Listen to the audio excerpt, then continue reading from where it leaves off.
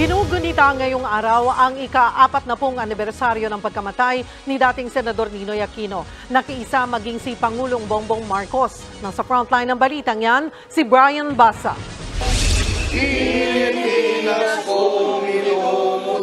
Sa saliw ng Kantang Bayan Ko, nag-alay ng dilaw ng mga bulaklak ang ilang taga-suporta ng pamilya Aquino sa isang marker sa labas ng NAIA Terminal 1 bilang paggunita ito sa ika-40 anibersaryo ng pagkamatay ni dating Senador Benigno Ninoy Aquino Jr. Kawangis ng marker ang outline ng posisyon ni Ninoy nang bumagsak siya sa tarmac matapos barilin sa paliparan noong 1983.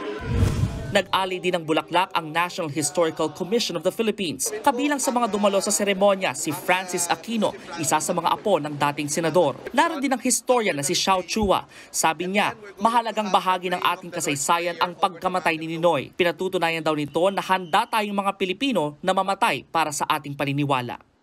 Napakahalaga niya sa consciousness ng Pilipino, and in fact, it's a turning point that brought change to our country.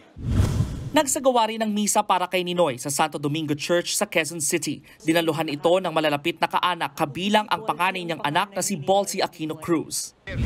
Kilalang kritiko noon si Ninoy ni dating Pangulong Ferdinand Marcos Sr. Ang kamatayan ni Ninoy ang isa sa mga sinasabing nagpasiklab ng unang People Power Revolution. Sa isang pahayag, sinabi ni Pangulong Bongbong Marcos na isang halimbawa si Ninoy ng isang taong may paninindigan sa kanyang paniniwala. Dapat na rin daw iwaksi ang political barriers na ayon sa Pangulo ay isang hadlang para makamit ang pagkakaisa at pag-unlad ng bansa. Nagbabalita mula sa Frontline, Brian Basa, News 5.